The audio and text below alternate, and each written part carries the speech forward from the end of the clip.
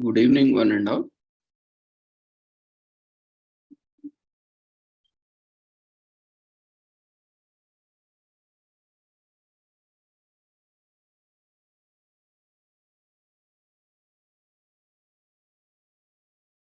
We welcome you all to the International Seminar on Cancer, Health, Well-being and Sustainable Development 2023, commemorating Azadi Ka Amrit Mahotsav, nation celebrating 75 years of independence, the United Nations Sustainable Development Goals 2015 to 2030, as part of awareness and campaigns in collaboration with Sri Holistic Health Foundation India and Sri Research Institute, Center for Arts, Sciences and Wellbeing, on occasion of World Cancer Day and World Cancer Week and World Cancer Month 2023. So before we start our sessions today, let's take the blessings from Almighty.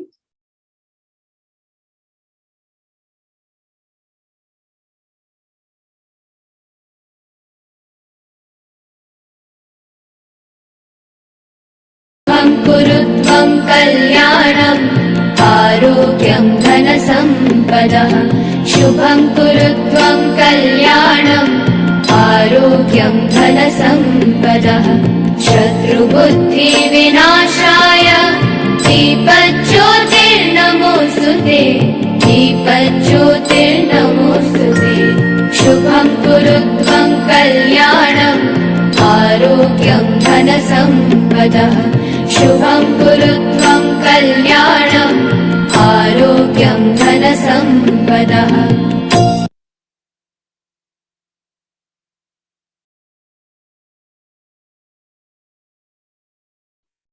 With the blessings of Almighty, shall continue with today's session.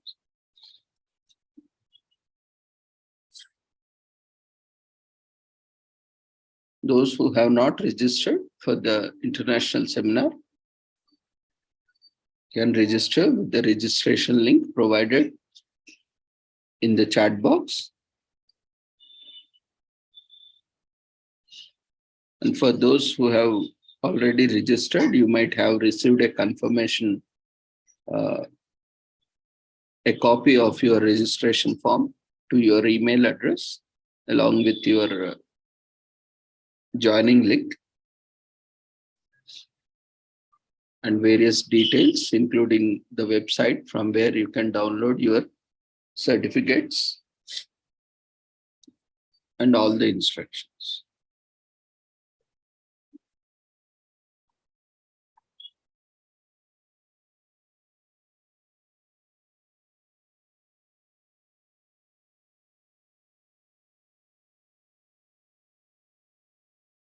So this international seminar was organized on the occasion of World Cancer Day.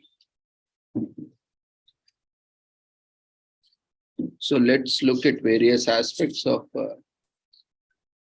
cancer.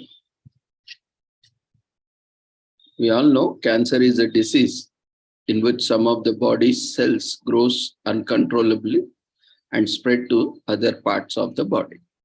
There are two types of cancers. We will come to that at a later point. Cancer which spreads to other parts of the body and cancer which does not spread. And cancer can start almost anywhere in the human body, which is made up of trillions of cells. So normally human cells grow and multiply through a process called cell division to form new cells as the body needs them. So when cells grow old or become damaged, they die and new cells are born in their place. So this process continues as long as we are alive and even after we are dead for some time. And later on, the entire body decomposes and diminishes. Sometimes this orderly process breaks down and abnormal or damaged cells grow and multiply when they shouldn't. So these cells may form tumors, which are lumps of tissues. Tumors can be cancerous or non-cancerous, benign. So cancerous tumors spread into or invade nearby tissues and can travel to distant places in the body to form new tumors, a process called metastasis. So cancerous tumors may be also called as malignant tumors. Many cancers form solid tumors, but cancers of blood, such as leukemias, generally do not. So benign tumors do not spread into or invade nearby tissues. When removed, benign tumors usually don't grow back, whereas cancerous tumors sometimes do. Benign tumors can sometimes be quite large. However, some can cause serious symptoms or be life-threatening, such as benign tumors in the brain. So as you have seen, we have normal cells and cancer cells. And there is a difference between both. And cancer cells differ from normal cells in many ways. For instance, cancer cells grow in the absence of signals telling them to grow. So normal cells only grow when they receive such communication from the body and brain. And cancer cells ignore the signals that normally tell cells to stop dividing or to die, a process known as programmed cell death or apoptosis. So generally, these tumors or cells, they act autonomous and they are not controlled, in fact, by the system. So they continue to multiply and they do not die also in that through natural process and invade into nearby areas and spread to other areas of the body. Normal cells stop growing when they encounter other cells. And most normal cells do not move around the body. They get constricted and restricted to particular areas. And these cancer cells, sometimes or often depending on the conditions, they outgrow the normal cells.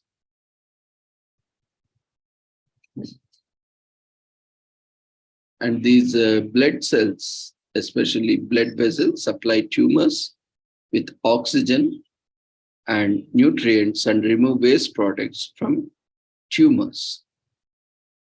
So these cancer cells tells blood cells to grow towards tumor, that is feeding the tumors and cancerous cells. And these cancer cells hide from the immune system. Generally, the immune system's natural process, it normally eliminates damaged or abnormal cells. But these cancer cells trick the immune system into helping cancer cells stay alive and keep growing. For instance, some cancer cells convince immune cells to protect the tumor instead of attacking it. So these cancer cells accumulate multiple changes in their chromosomes, such as duplications and deletions of chromosome parts. Some cancer cells have double the number of chromosomes. And these cancer cells rely on different kinds of nutrients than normal cells.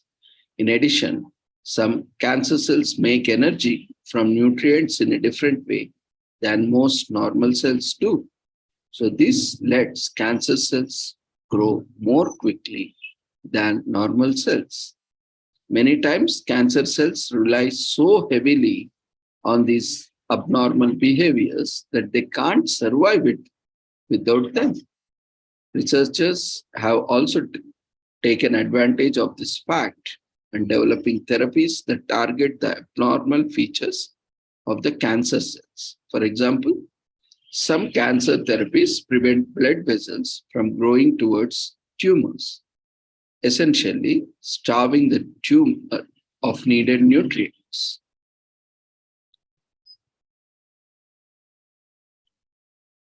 So there are various reasons or causes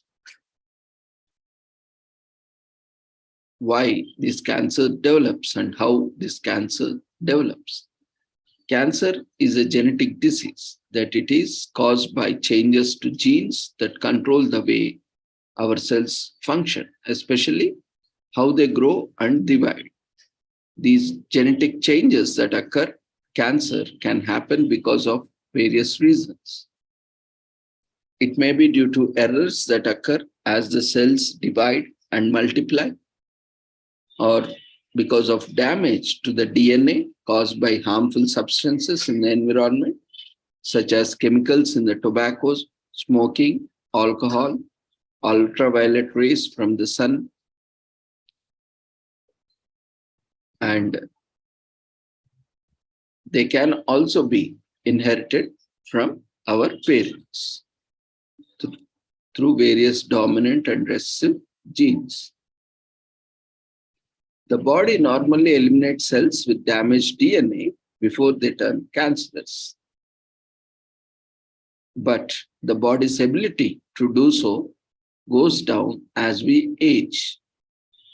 And this is part of the reason why there is a higher risk of cancer later in life. Each person's cancer has a unique combination of genetic changes. As the cancer continues to grow, additional changes will continue to occur.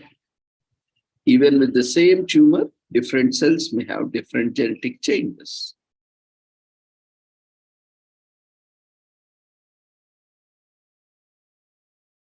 And based on these types of genes, there can be different types of cancers. The genetic changes that contribute to the cancer tend to affect three main types of genes. These are proto-oncogenes, tumor suppressor genes, and DNA repair genes. These changes are sometimes called as drivers of cancer. Proto-oncogenes are involved in normal cell growth and division. However, when these genes are altered in certain ways or more active than normal, they become cancer-causing genes or oncogenes, allowing cells to grow, survive, which are not supposed to. They should not. Tumor suppressor genes are also involved in controlling cell growth and division. Cells with certain alterations in tumor suppressor genes may divide in an uncontrollable manner. DNA repair genes are involved in fixing damaged DNA cells with mutations in genes, tend to develop additional mutations in other genes and changes in their chromosomes, such as duplications and deletions of chromosome parts. Together, these mutations may cause the cells to become cancerous. As scientists have learned more about the molecular changes that lead to cancer, they have also found that certain mutations commonly occur in many types of cancer. Now, there are many cancer treatments available that target gene mutations found in the cancer. A few of these treatments can be used by anyone with the cancer that has targeted mutation, no matter where the cancer started growing. A cancer that has spread from one place where it is first formed to another place in the body is called metastatic cancer. The process by which cancer cell spreads to other parts of the body is called metastasis. In metastasis, cancer cells break away from where they first form and form new tumors in other parts of the body. Metastatic cancer has the same name and the same type of cancer cells as the original or primary cancer. For example, breast cancer that forms a metastatic tumor in the lung is metastatic breast cancer and not lung cancer. Under a microscope, metastatic cancer cells generally look the same as the cells of the original cancer. Moreover, metastatic cancer cells and cells as the original cancer usually have some molecular features in common, such as the presence of specific chromosome changes. In some cases, treatment may help prolong the lives of people with metastatic cancer. In other cases, the primary goal of treatment for metastatic cancer is to control the growth of the cancer or to relieve symptoms it is causing. Metastatic tumors can cause severe damage to how the body functions, and most people who die of cancer die of metastatic disease. Not every change in the body tissues or every tumor is cancer or cancerous. Some tissue changes may develop into cancer if they are not treated. However,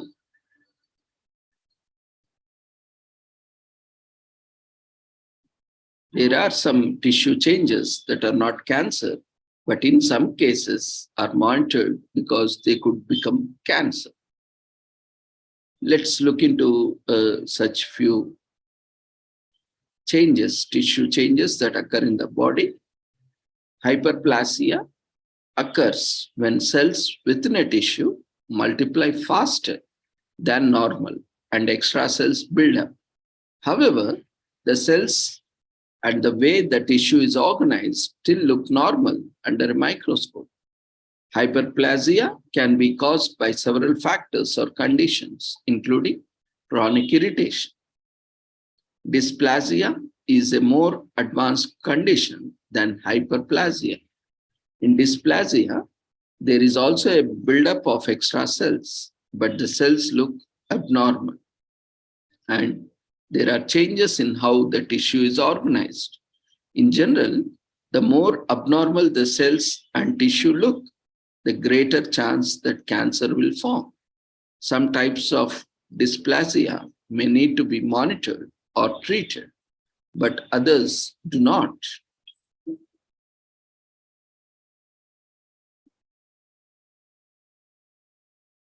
An example of dysplasia is an abnormal mole called a dysplastic nevus that forms on the skin.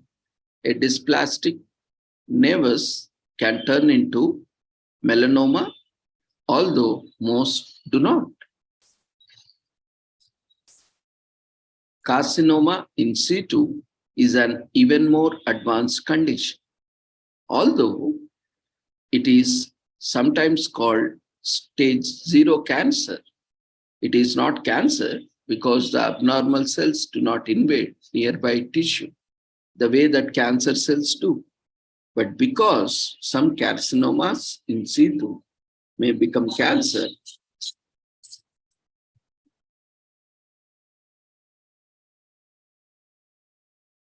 they are usually treated.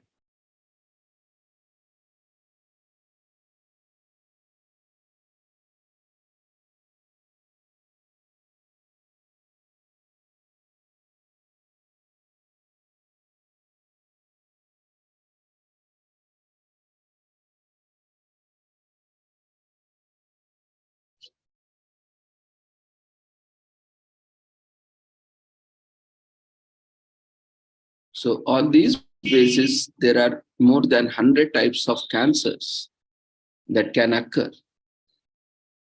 And types of cancers are usually named for the organs or tissues where the cancers form. For example, lung cancer starts in the lung, brain cancer starts in the brain. And similarly, based on the body part in which cancer occurs, cancers are named similarly. Cancers also may be described by the type of cell that form them, such as epithelial cell or squamous cell. And based on the onset also, we can classify cancers like childhood cancers, cancers in adolescents and young adults, cancers in old age. and in a similar way. And there are some categories of cancers that begin in specific types of cells. Carcinomas are the most common type of cancer. They are formed by epithelial cells, which are the cells that cover the inside and outside surfaces of the body. There are many types of epithelial cells, which often have a column-like shape when viewed under a microscope. Carcinomas that begin in different epithelial cell types have specific names. Adenocarcinoma is a cancer that forms in epithelial cells that produce fluids or mucus. Tissues with this type of epithelial cell are sometimes called glandular tissues. Most cancers of the breast, colon, and prostate are adenocarcinomas.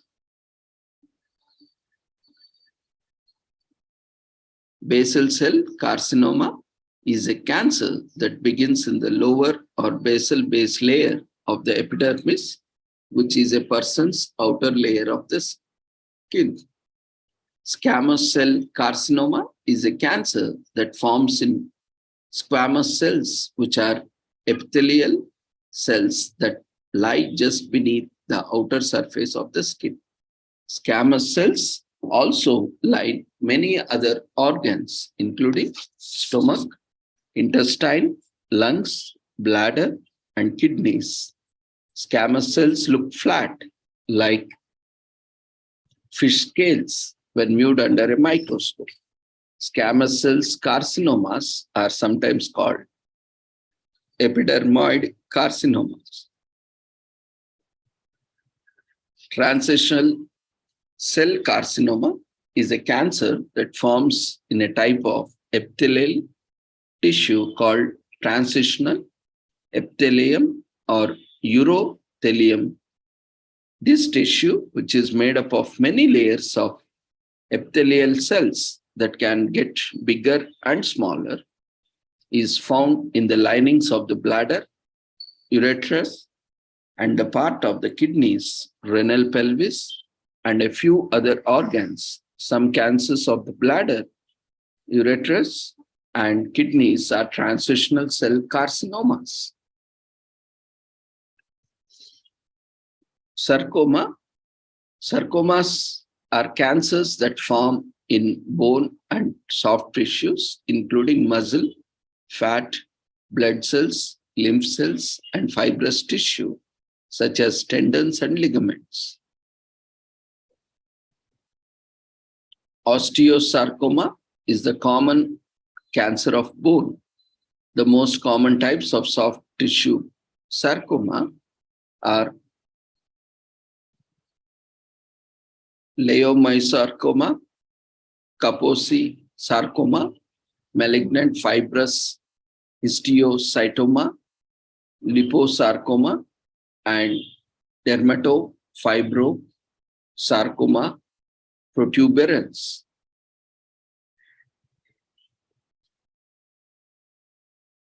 Under this category, we have leukemia, cancers that begin in the blood-forming tissues of the bone marrow are called leukemias. These cancers do not form solid tumors. Instead, large number of abnormal white blood cells, leukemia cells, and leukemic blast cells build up in the blood and bone marrow, crowding out normal blood cells. The low level of normal blood cells can make it harder for the body to get oxygen to its tissues, control bleeding, or fight infections. There are 4 common types of leukemia, which are grouped based on how quickly the disease gets worse, that is acute or chronic, and on the type of blood cell. The cancer starts in lymphoblastic or myeloid. Acute forms of leukemia grows quickly and chronic forms grows more slowly. Lymphoma is cancer that begins in the lymphocytes, that is T cells or B cells. These are disease-fighting white blood cells that are part of the immune system. In lymphoma, abnormal lymphocytes build up in lymph nodes and lymph vessels, as well as in other organs of the body. There are two main types of lymphoma. Hodgkin lymphoma. People with this disease have abnormal lymphocytes that are called Reed-Sternberg cells. These cells usually form from B cells. Non-Hodgkin lymphoma. This is a large group of cancers that start in lymphocytes. The cancers grow quickly or slowly and can form B cells or T cells. Multiple myeloma is cancer that begins in plasma cells, another type of immune cell. The abnormal plasma cells called myeloma cells build up in the bone marrow and form tumors in the bones all throughout the body. Multiple myeloma is also called plasma cell myeloma and Kahler disease. Melanoma is cancer that begins in the cells that become melanocytes, which are specialized cells that make melanin, the pigment that gives skin its color.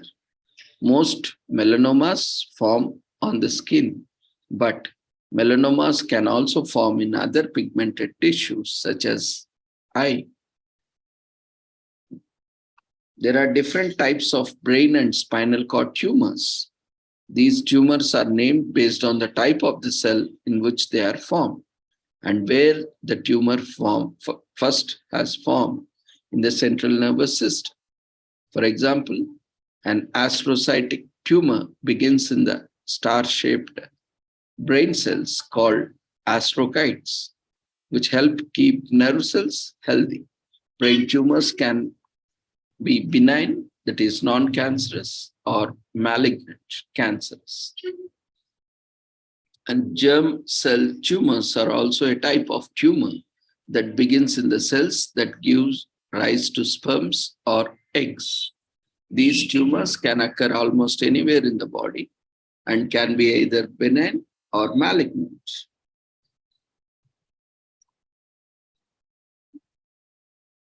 Neuroendocrine tumors form from cells that release hormones into the blood in response to a signal from nervous system. These tumors, which may make higher than normal amounts of hormones, can cause many different symptoms. Neuroendocrine tumors may be benign or malignant.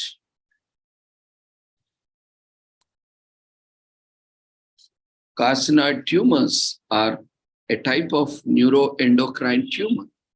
They are slow-growing tumors. They are usually found in the gastrointestinal system, most often in the rectum and small intestine. Carcinoid tumors may spread to the liver or other sites of the body, and they may secrete substances such as serotonin or prostaglandins, causing carcinoid syndrome.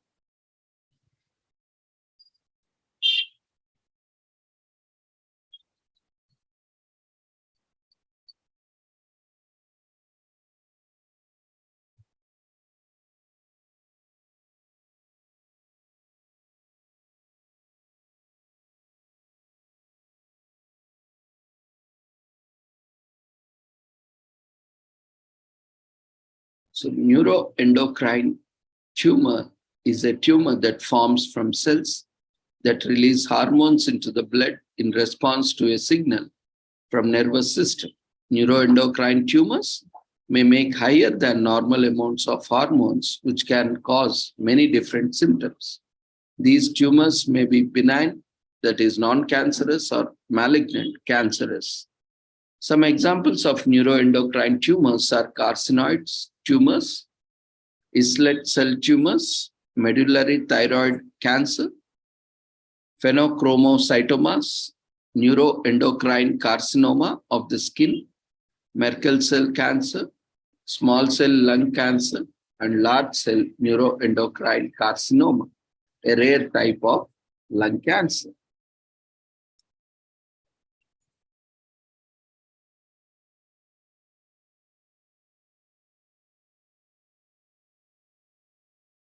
And we have seen that these cancerous cells are forming tumors, and these tumors can be graded.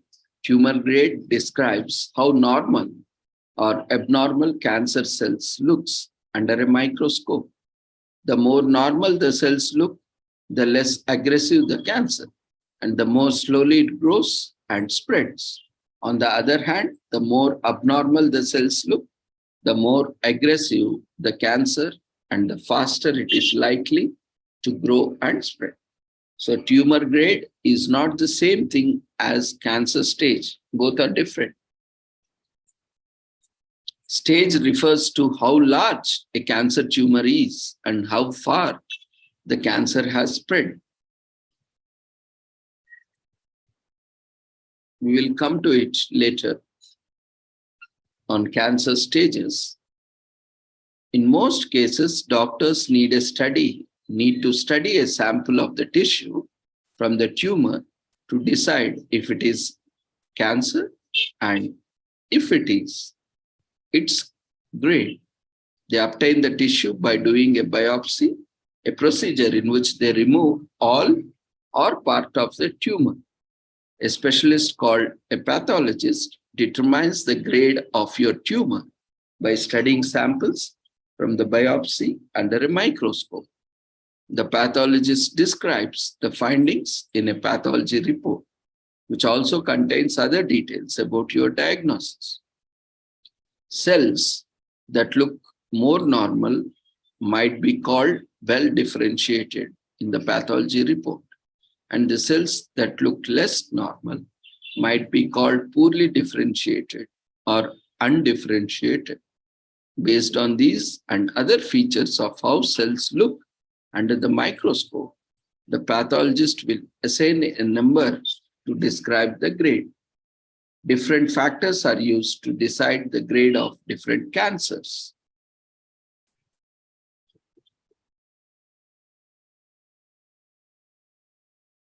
So systems for describing tumor grade can differ depending on the type of cancer, but most tumors are graded as X. There's 1, 2, 3, 4, and so on. So the maximum is 4, grade 4. So grade X, where grade cannot be assessed, undetermined grade. Grade 1, well differentiated, that is low grade. Grade 2, moderately differentiated. Intermediate grade. Grade 3, poorly differentiated, high grade. Grade 4, undifferentiated, high grade. So in grade 1 tumors, the cells look close to normal. The higher the number, the more abnormal the cells look. Grade 4 tumors look most abnormal.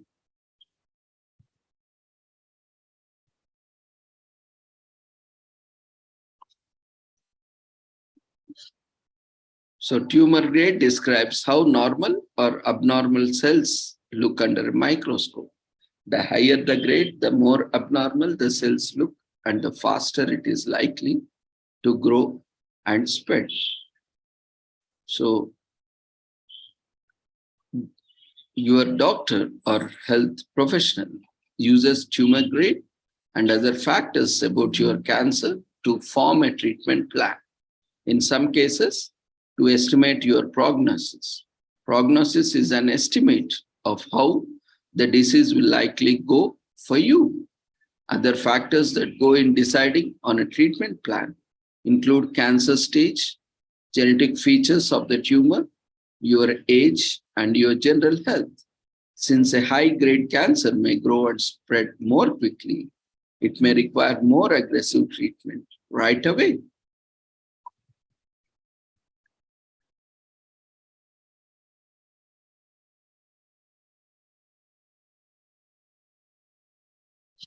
And we have seen different grades of tumor. At the same time, we'll just look at the different stages of cancer. Stage refers to the extent of your cancer, such as how large the tumor is and if it has spread. Knowing the stage of your cancer helps your doctor, understand how serious your cancer is and your chances of survival, and also to plan the best treatment for you, and also to identify clinical trials that may be treatment options for you. A cancer is always referred by the stage it was given a diagnosis.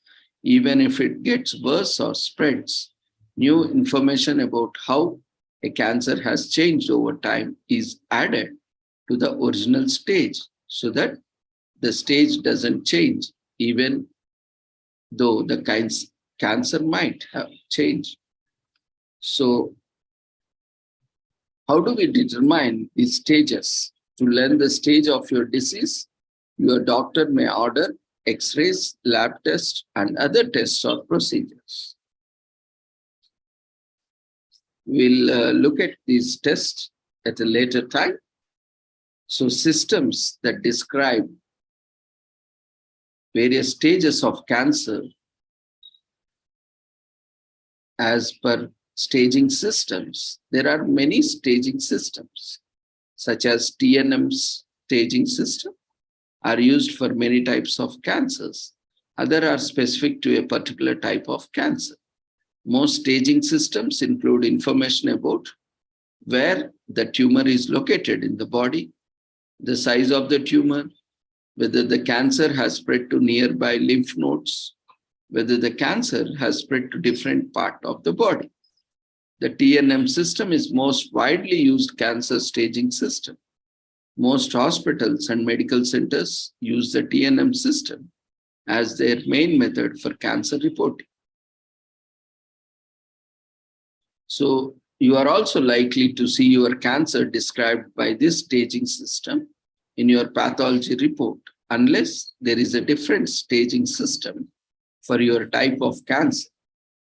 Examples of cancers with different staging systems include brain and spinal cord tumors and blood cancers. In the TNM system, the T refers to the size and extent of the main tutor. The main tutor is usually called the primary tutor.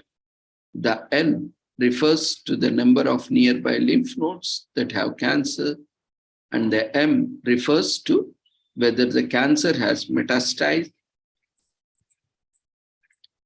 This means that the cancer has spread from the primary tumor to other parts of the body. When your cancer is described by the TNM system, there will be numbers after each letter that gives more details about the cancer. For example, T1N0MX or T3N1M0. So here, let's look at what these different alphabets or numbers or coding means. Primary tumor, TX, main tumor cannot be measured. T0, main tumor cannot be found. T1, T2, T3, T4 refers to the size and the extent of main tumor. The higher the number after the T, the larger the tumor or the more it has grown into nearby tissues. So T's may be further divided to provide more details such as T3A and T3B and so on.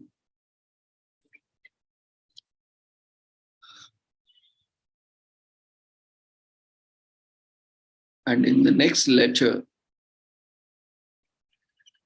in the TNM system, N stands for regional lymph nodes. NX stands or means cancer is in nearby lymph nodes cannot be measured. N0, there is no cancer in the nearby lymph nodes. N1, N2, N3 refers to the number and location of lymph nodes that contain cancer. The higher the number after the N, the more lymph nodes that contain cancer. And in the last letter of TNM system, EM stands for distant metastasis.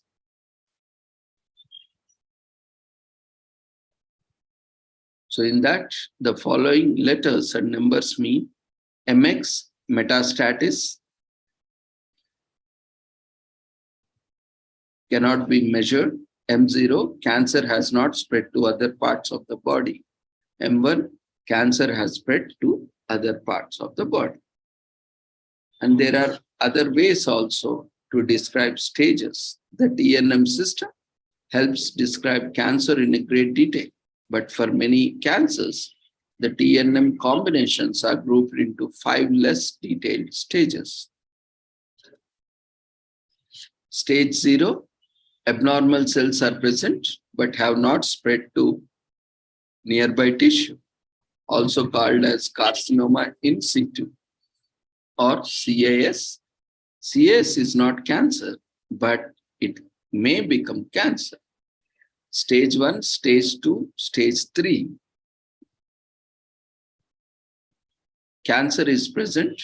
The higher the number, the larger the cancer tumor, and the more it has spread into nearby tissues. Stage 4,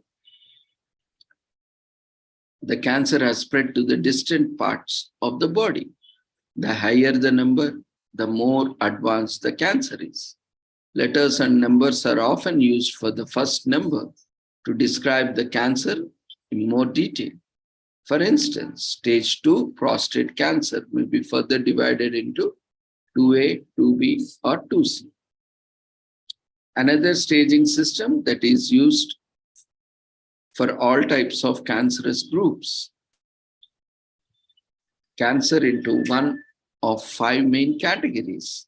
This staging is often used by cancer registries than by doctors, but you will still hear your doctor or nurse describing your cancer in one of the following ways.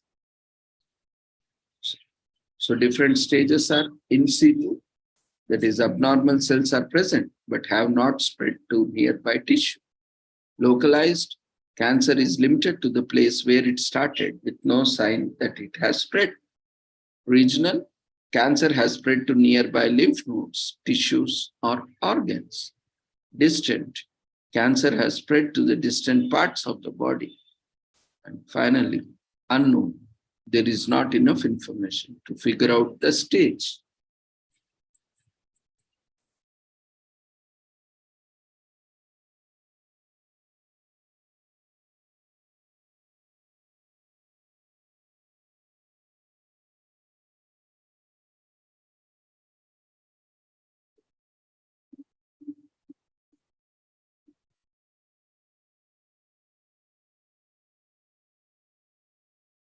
And how do we diagnose and detect this cancer? If you have a symptom or a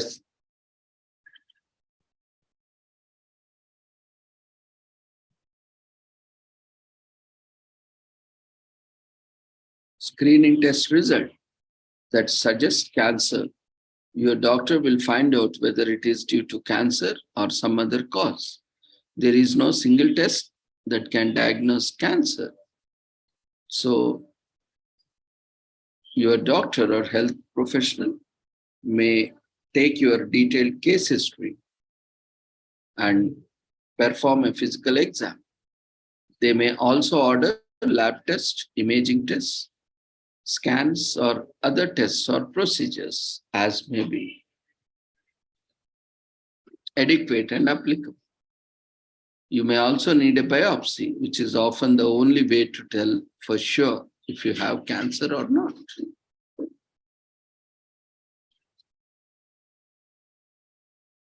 So results from lab tests, imaging, and biopsies are often shared with patient before the doctor can discuss them with you. It is normal to feel anxious and want to know right away what the results are and what do they mean. So doctor is your best person to explain the results from all your tests and what they mean to you.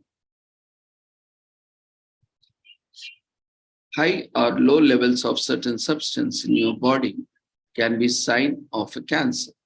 So lab tests of your blood, urine, and other body fluids that measure these substances can help doctors make a diagnosis. However, Abnormal lab results are not a sure sign of cancer. Lab test results are used along with the results of other tests, such as biopsies and imaging, to help diagnose and learn more about a person's cancer. It is important to keep in mind that lab results for healthy people can vary from person to person. Reasons for these differences include age, sex, race, medical history, and general health. In fact,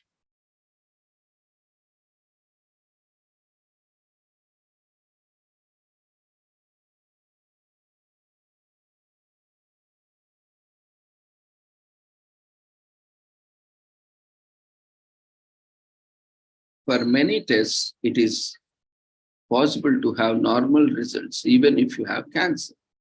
And it is also possible to have test results outside the normal range, even if you are healthy. So there are some of the reasons why lab tests alone can't say for sure if you have cancer or any other disease.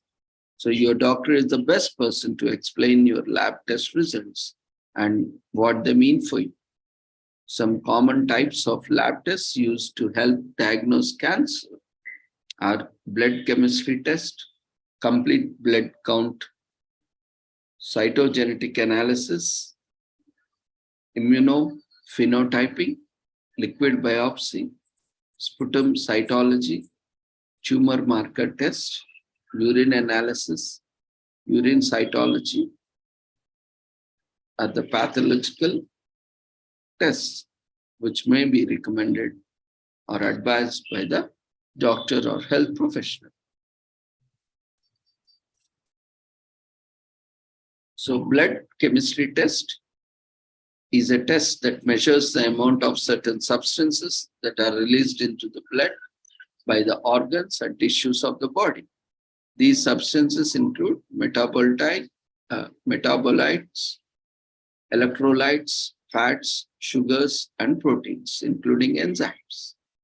Blood chemistry test gives important information about how well your kidneys, liver, and other organs are working. High or low levels of some substances in the blood can be a sign of disease or treatment side effects. Complete blood count, CBC, measures the number of red cells, white cells, and platelets in your blood. It also measures the amount of hemoglobin, that protein carriers oxygen in your blood. The amount of your blood there is made up of red blood cells. Hematocrit, the size of your red blood cells and the amount of hemoglobin in your blood cells. The CBC is often part of routine health checkup. It can help diagnose some cancers, especially leukemias. It is also used to monitor your health during and after treatment.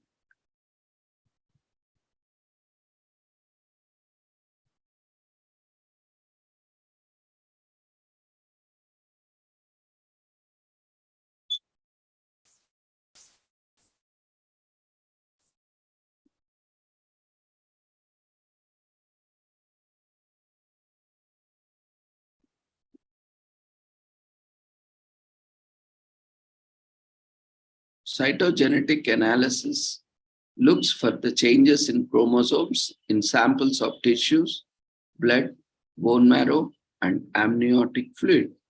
Chromosomal changes may include broken, missing, rearranged, or extra chromosomes. Changes in certain chromosomes may be a sign of a genetic condition.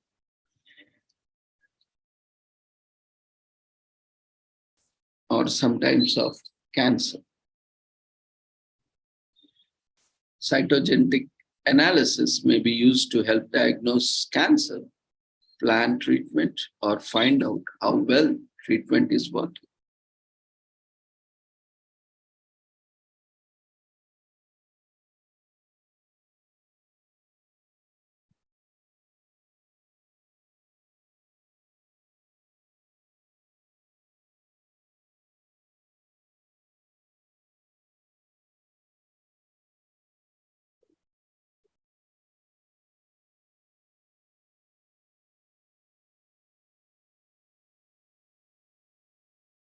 Changes in a certain chromosome may be a sign of genetic condition or some types of cancer.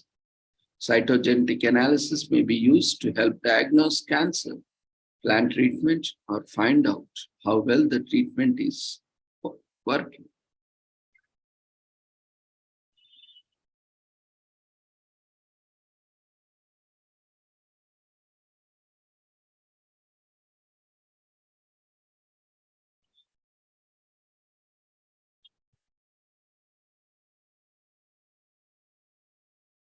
Immunophenotyping uses antibodies to identify cells based on the types of antigens or markers on the surface of the cells.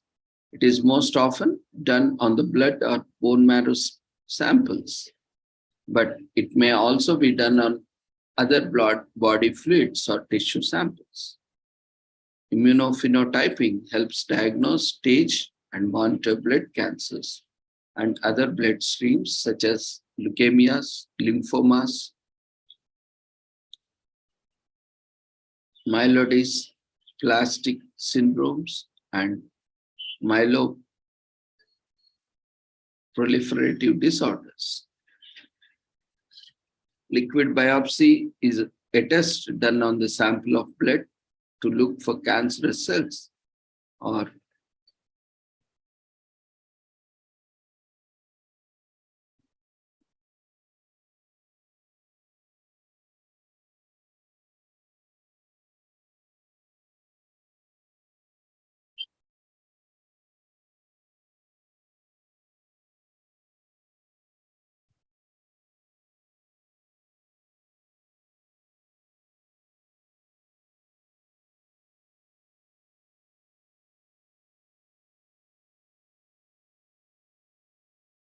liquid biopsy is a test done on the sample of blood to look for cancer cells of pieces of DNA from tumor cells that are sometimes released into the blood. A liquid biopsy may help find cancer at an early stage.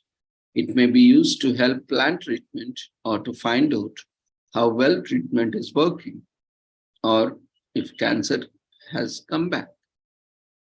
Sputum cytology looks for an abnormal cells in sputum, which is mucus and other matter brought up for the lungs by coughing.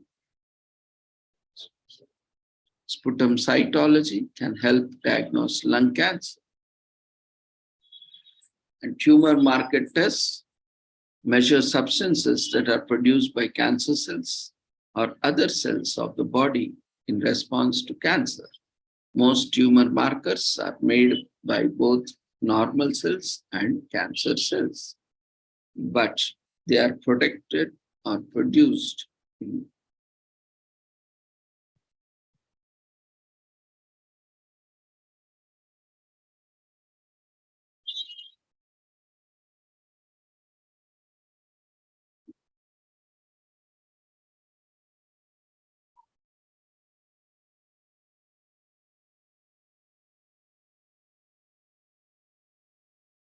urine analysis describes the color of urine and measures its content such as sugar, protein, red blood cells, and white blood cells. Urine analysis can help diagnose kidney cancer, bladder cancer, and rare urothelial cancers. Urine cytology finds diseases by looking for the abnormal cells shed from the urinary tract into the urine. Urinary cytology helps diagnose kidney cancer, bladder cancer, and rare urothelial cancers. After cancer treatment, it is used to watch for signs.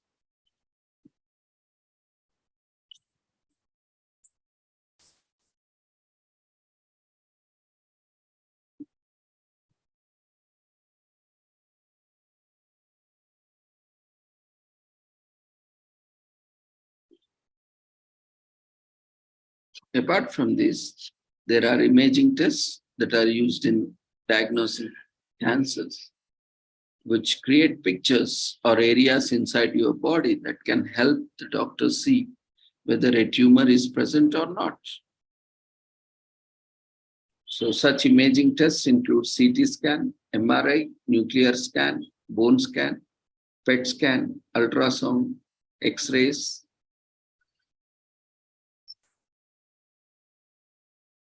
and so on. In some cases, or most of the cases, doctors need to do a biopsy to be certain that you have cancer. A biopsy is a procedure in which the doctor removes a sample of abnormal tissue. A pathologist looks at the tissue under a microscope and runs other tests on the cells in the sample. The pathologist describes the findings in a pathology report, which contains details about your diagnosis. And it is also contains the information that can also help to select the treatment options that might work for you.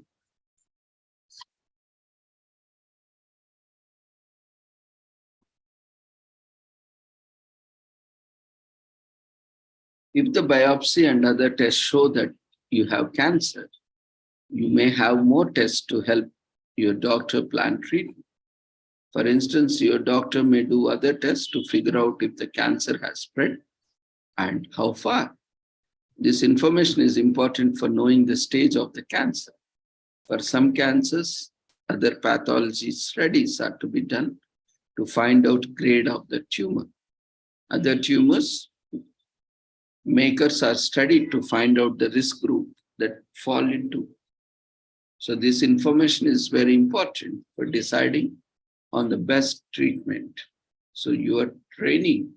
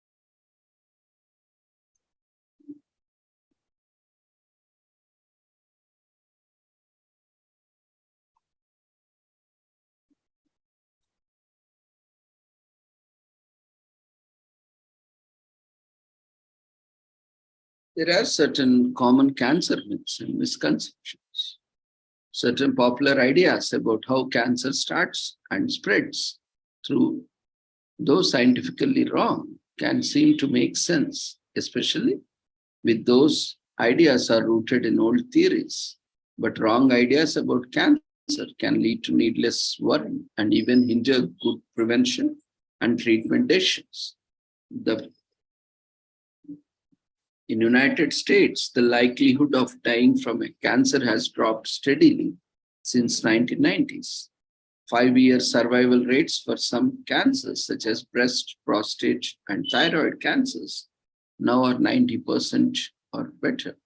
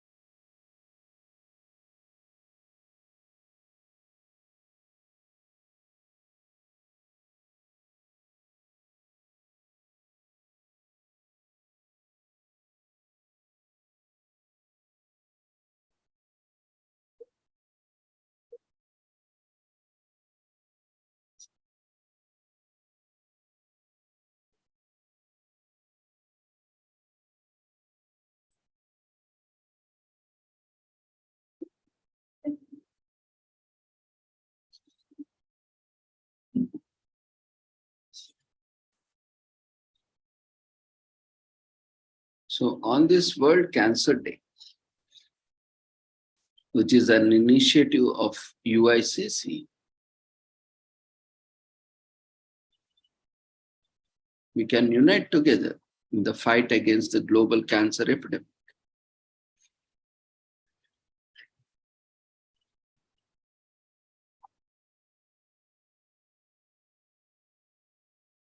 So let's look at various prevention strategies. As we have seen, cancer prevention is an action taken to lower the risk of getting cancer.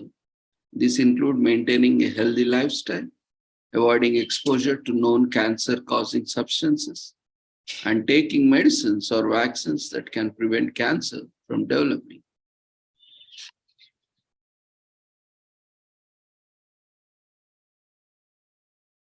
We have seen various risk factors such as behaviors, exposures, and other factors that might influence the risk of cancer.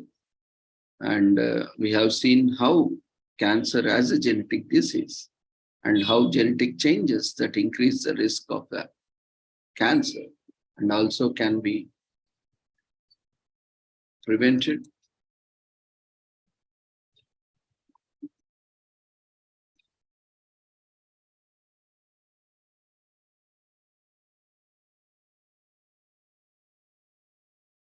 So various risk factors for cancer usually varies from person to person, as it is usually not possible to know exactly why one person develops cancer and another doesn't. But research has shown that certain risk factors may increase a person's chances of developing a cancer.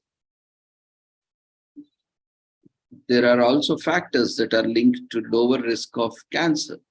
These are sometimes called protective risk factors or just protective factors. So cancer risk factors include exposure to chemicals or other substances as well as certain behaviors.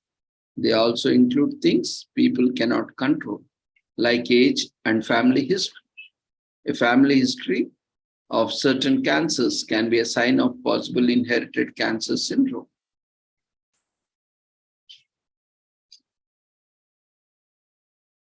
Most cancer risk and protective factors are initially identified in epidemiological studies. In these studies, scientists took at large groups of people and compared those who develop cancer with those who don't. These studies may show that the people who develop cancer are more likely or less likely to behave in certain ways or to be exposed to certain substances than those who do not develop cancer.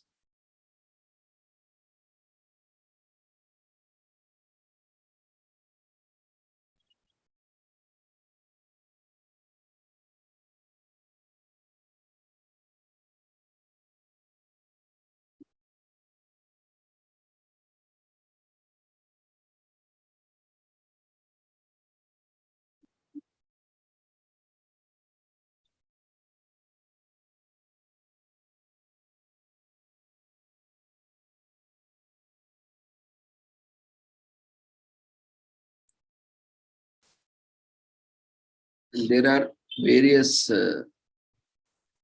risk factors for cancer. Some can be avoided,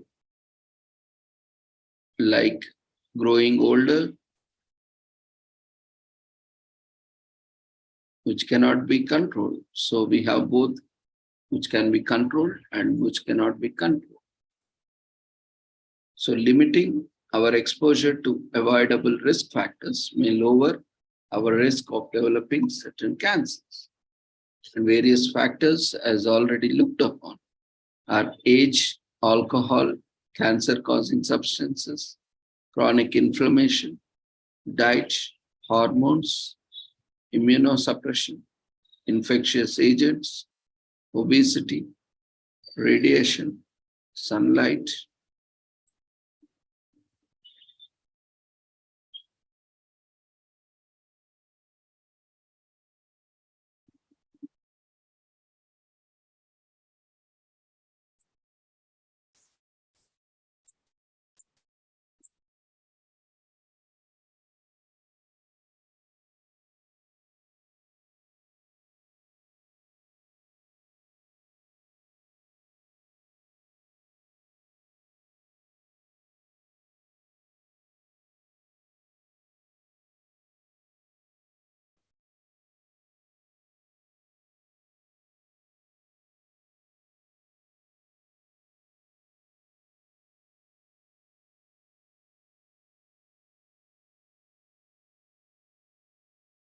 So limiting your exposure to avoidable risk factors may lower your risk of developing certain cancers. These various risk factors include age, alcohol, cancer-causing substances, chronic inflammation, diet, hormones, immunosuppression, infectious agents, obesity, radiation, sunlight, tobacco, and so on.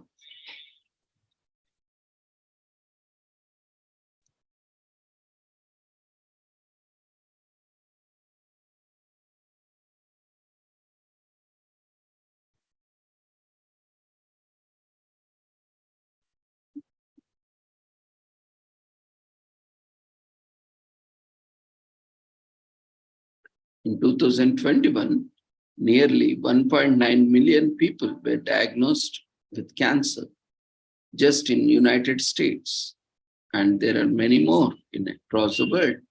In addition to the physical problems and emotional distress caused by the cancer, the high costs of care are also a burden to patients, their families, and to the public.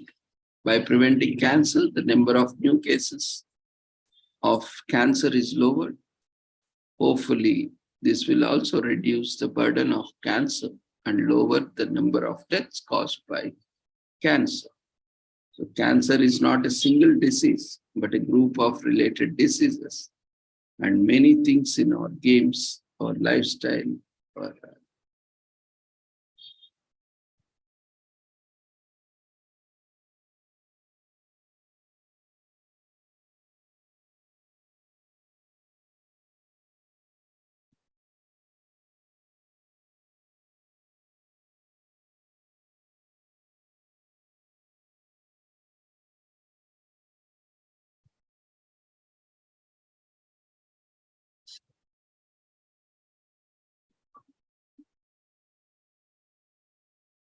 cancer is not a single disease, but a group of related diseases. And many things like in our genes, our lifestyle, and the environment around us, within us, may increase or decrease our risk of getting cancer.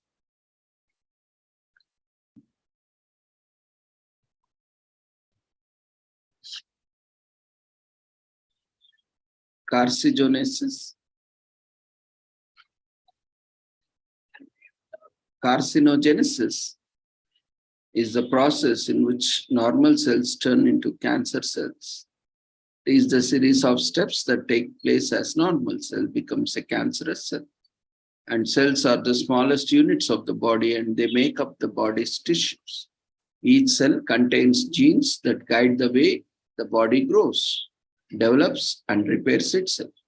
There are many genes that control whether a cell lives or dies, divides, multiplies, or take up on special functions, such as becoming a nerve cell or a muscle cell. So changes, mutations in genes can cause normal controls in cells to break down. When this happens, cells do not die when they should, and new cells are produced when the body does not need them. So the buildup of extra cells may cause a mass tumor to form. Tumors can be benign or malignant. Malignant tumor cells invade nearby tissues and spread to other parts of the body.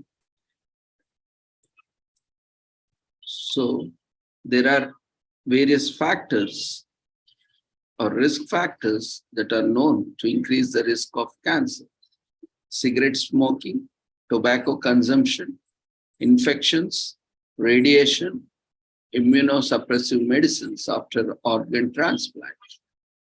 And other factors include diet, alcohol consumption, physical activity, obesity, diabetes, environmental risk factors. So there's risk factors and protective factors help us different ways to identify and to prevent new cancers from starting. Anything that increases your chance of developing cancer is called a cancer risk factor. Anything that decreases your chance of developing cancer is called a cancer protective factor. Some risk factors for cancer can be avoided, but many cannot. For example, both smoking and inheriting certain genes, drinking alcohol are risk factors, some types of cancers, but only smoking, drinking can be avoided, but certain genes which are by inherited cannot be avoided. And risk factors that a person can control are called the modifiable risk factors. And many other factors in our environment, diet and lifestyle may cause or prevent cancer.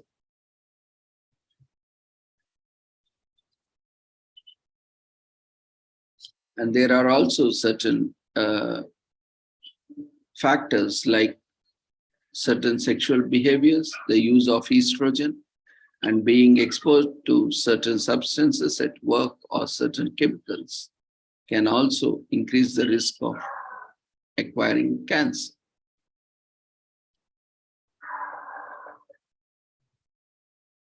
And tobacco use is strongly linked to an increased risk for many kinds of cancer. Smoking cigarettes is the leading cause of following types of cancer through active smoking. And through passive smoking, the people around the persons who smoke, they are also more prone to, more vulnerable to acquire cancers. And due to this tobacco consumption and smoking, there are various cancers that are caused, like acute myelogenous leukemia, AML, bladder cancer, cervical cancer, esophageal cancer, kidney cancer, lung cancer, oral cavity cancer, pancreatic cancer, stomach cancer.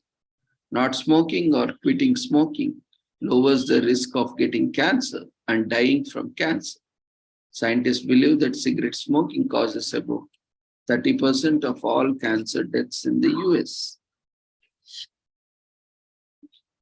And infections, certain viruses and bacteria are also able to cause cancer. Human papillovirus or human papilloma virus, HPV, increases the risk for cancers of the cervix, penis, vagina, anus, and oropharynx.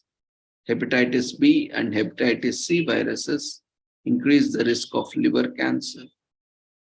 Epstein-Barr virus increases the risk of Burkitt lymphoma. Helicobacter pylori increases the risk for gastric cancer. So 2 vaccines to prevent infection by cancer-causing agents have been already developed and approved by US Food and Drug Administration, FDA. One is a vaccine to prevent infection with hepatitis B virus. The other protects against infection with strains of human papilloma virus that cause cervical cancer. Scientists continue to work on vaccines against infections that cause cancer. Being exposed to radiation is also known cause of cancer. There are 2 main types of radiation linked with an increased risk for cancer. Ultraviolet radiation from sunlight. This is main cause of non-melanoma skin cancers. And ionizing radiation, including medical radiation from tests to diagnose cancer, such as X-rays, CT scans, fluoroscopy, and nuclear medicine scans, and radon gas in our homes. So scientists believe that ionizing radiation causes leukemia, thyroid cancer, and breast cancer in women. Ionizing radiation may be also linked to myeloma and cancers of the lung, stomach, colon, esophagus, bladder, and ovary. Being exposed to the radiation from diagnostic X-rays. X-rays increases the risk of cancer in patients and X-ray technicians. Diagnostic radiation in children and adolescents have been linked with a higher risk of cancers at an young age. And the growing use of CT scans over the last 20 years has increased exposure to ionizing radiation. The risk of cancer also increases with the number of CT scans a patient has and the radiation dose used each time.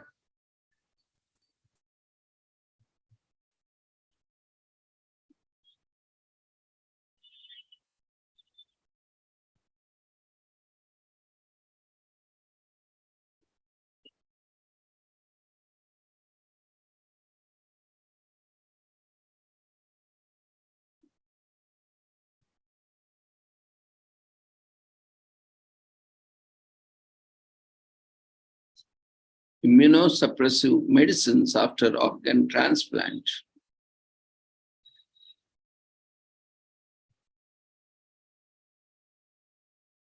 can be rejected by the body. These medicines decrease the body's immune response to help keep the organ from being rejected.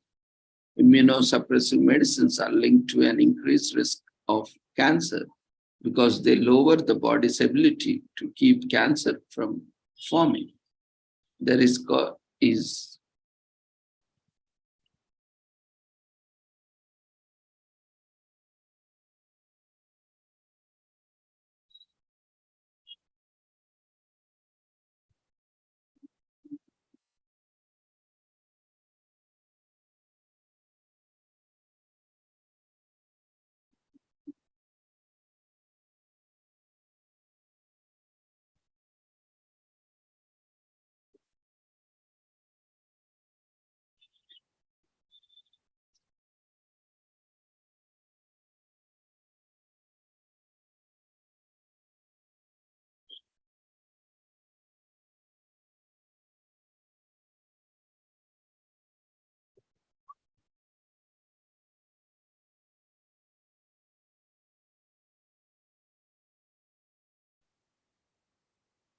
and the foods that we eat on a regular basis make up our diet, and diet is being studied as a risk factor for cancer. It is hard to study the effects of diet on cancer because of the person's diet includes foods that may protect against cancer and foods that may increase the risk of cancer. It is also hard for people who take part in the studies to keep track of what they eat over a longer period of time. This explains why studies have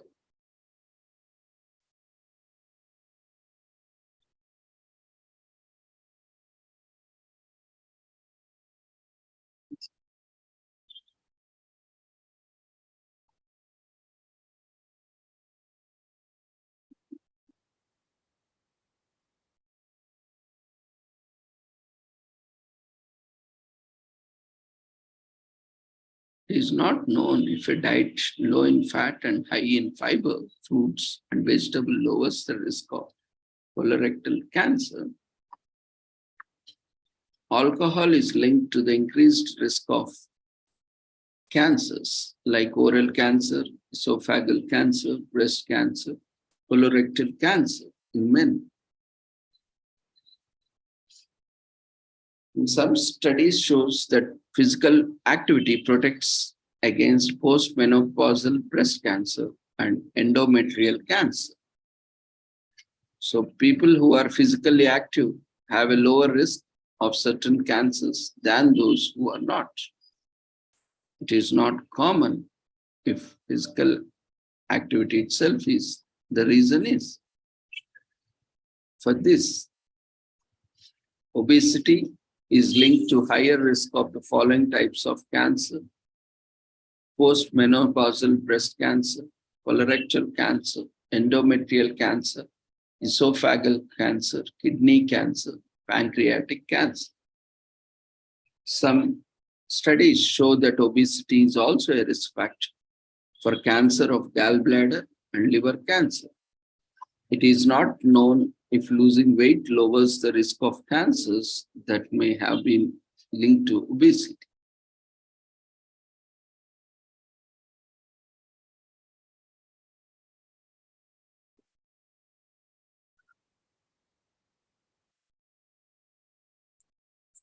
So being exposed to chemicals and other substances in the environment that has been linked to some cancers. Links between air pollution and cancer risk have been found. These include links between lung cancer and secondhand tobacco smoke, outdoor air pollution, and asbestos. And drinking water that contains a large amount of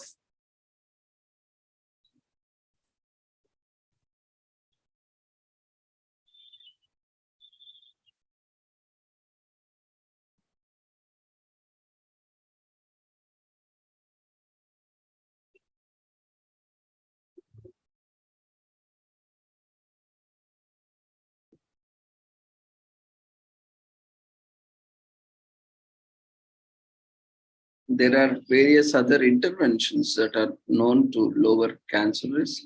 Chemoprevention is being studied in patients who have high risk of development cancer. An intervention is a treatment or actual action taken to prevent or treat disease or improve health in other ways. Many studies are being done to find ways to keep cancer from starting or recurring. Chemoprevention is the use of substances to lower the risk of cancer or keep it from recurring. The substances may be natural or made in laboratory. Some chemopreventive agents are being tested in people who are at high risk for certain types of cancer. The risk may be because of a pancreas or precancerous condition, family history, or lifestyle factors.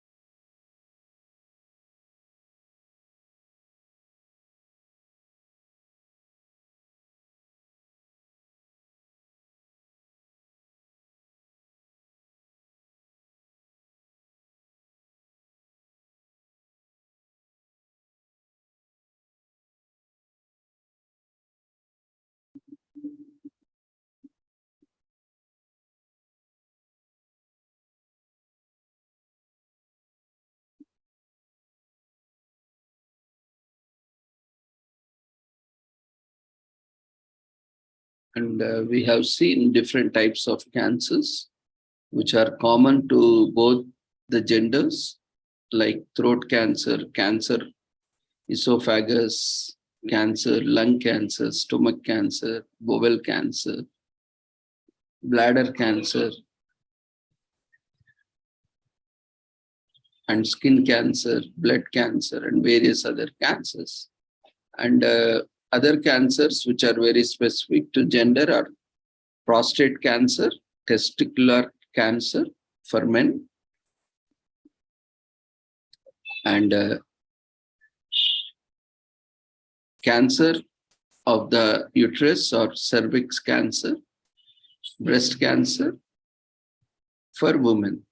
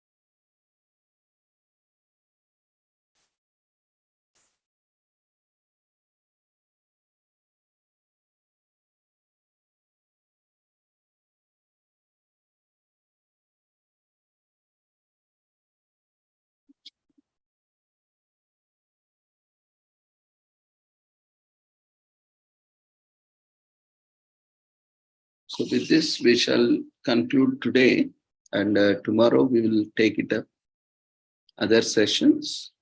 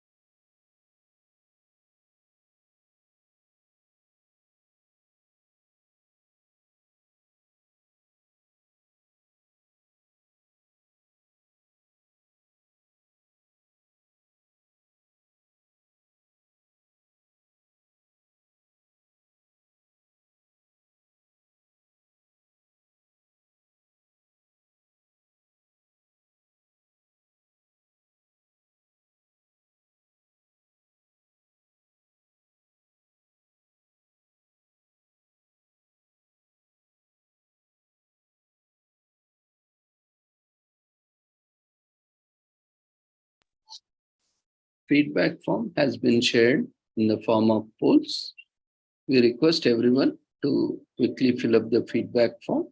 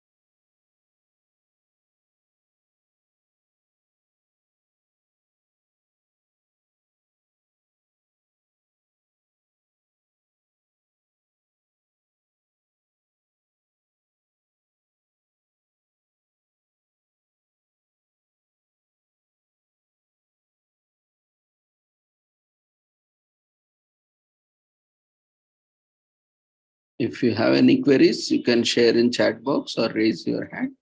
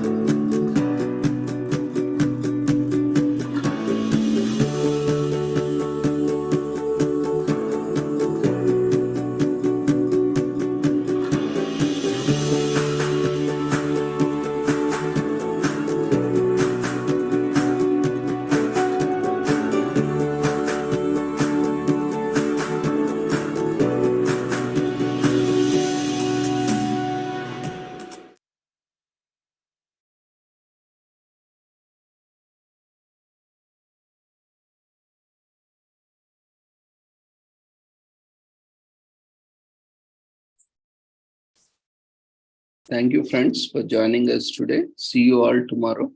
Take care. Good night.